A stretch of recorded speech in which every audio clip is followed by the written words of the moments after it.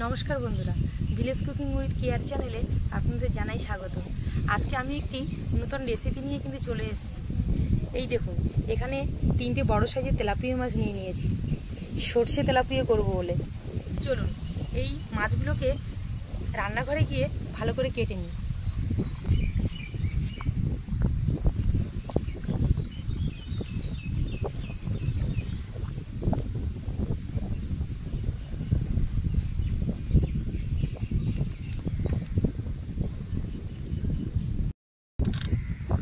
মাছের এই সাইডের কাঁটাগুলো আমি কেটে ফেলে দেবো, পরিষ্কার করে কেটে নেবো এগুলো।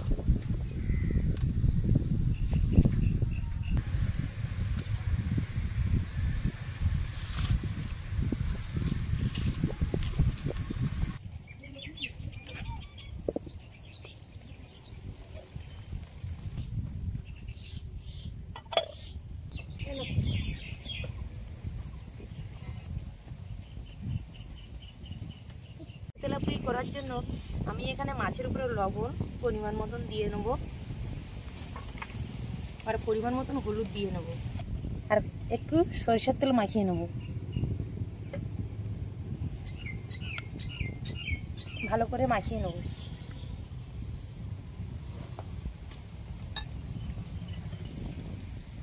অনেকে তো সরষে ইলিশ খেয়েছেন, তারপরে কাতলা মাছের সরষে খেয়েছেন, তো আমি এখানে তেলাপিয়া মাছের সরষে ঝাল করে দেখাবো, দেখে বলবেন। আর বাড়িতে আপনারা তৈরি করবেন, খেয়ে বলবেন যে কেমন হয়েছে, কমেন্ট বক্সে অবশ্যই জানাবেন। কড়াই কিন্তু গরম হয়ে গেছে, এবার আমি সরষের তেল দিয়ে দেবো মাছটা ভাজার জন্য।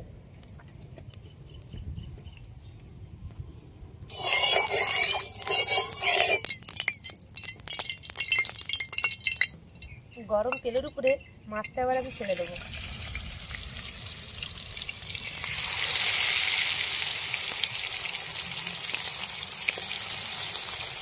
বাকি মাছগুলো একটু পরে ভেজে নেব।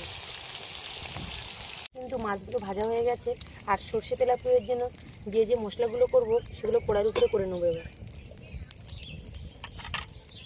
গরম তেলের উপরে পেঁয়াজ কুচি দিয়ে দিলাম, আর কেটে রাখা ছোটো ছোটো করে টমেটো দিয়ে দিয়েছি। ভালো করে নেড়ে চেড়ে নেব।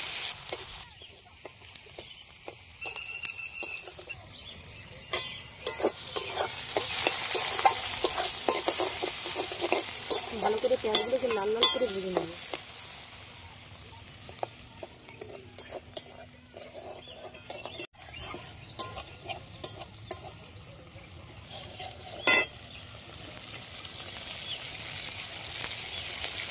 আমি এবার পরিমাণ মতন লবণ দিয়ে নেব, হলুদের গুঁড়ো পরিমাণ মতো নিয়ে নিলাম, আদা বাটা একটু দিয়ে দিলাম। সমস্ত উপকরণ ভালো করে করার সময় নেড়ে চেড়ে নেব। মশলার কাঁচা ভাবটা চলে গেছে, এবার এই দেখুন কত সুন্দর তেল ছেড়ে দিয়েছে। সর্ষে বাটা দিয়ে দেবো। আমি কিন্তু সর্ষের সঙ্গে কাঁচা লঙ্কা লবণ দিয়ে বেটে নিয়েছিলাম, যাতে তেতো ভাবটা না থাকে। আপনারা হয়তো ভাবতে পারেন যে সর্ষেটাকে বেশি করে ভাজলে হয়তো তিতো লাগবে, কিন্তু আমি তার আগে কিন্তু ভালো করে বেটে নিয়েছিলাম লবণ আর কাঁচা লঙ্কা দিয়ে।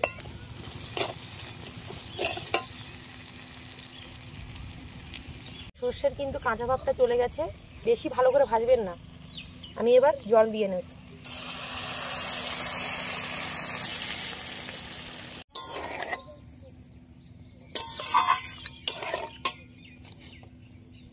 ঝোলটা ফুটে যাওয়ার জন্য ঢাকনাটা আমি এবার চাপিয়ে দেবো। ঢাকনাটা খুলে দেখে নেব ঝোলটা ফুটে গেছে কিনা। এই দেখুন ঝোলটা কিন্তু ফুটে গেছে। আমি এবার ভেজে রাখা মাছগুলো দিয়ে দেবো এই ঝোলের উপরে।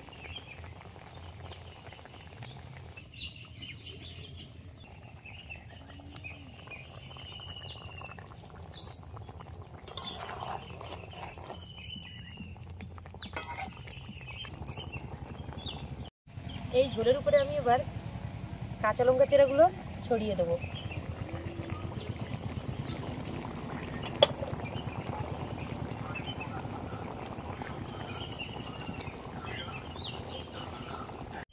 সর্ষে তেলাপিয়া মাছের রেসিপিটা সম্পূর্ণ রেডি হয়ে গেছে আমার।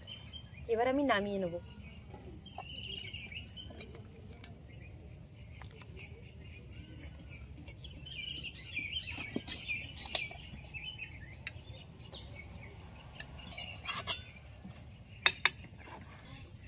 এই সর্ষে তেলাপিয়া মাছ আমি যেভাবে রান্না করেছি, আপনারা এই পদ্ধতি যদি বাড়িতে অনুসরণ করে রেসিপিটি তৈরি করেন, দেখবেন খেতে কতটা ভালো লাগবে। আর খেয়ে বলবেন, কমেন্ট বক্সে অবশ্যই বলবেন খেয়ে যে কেমন হয়েছে।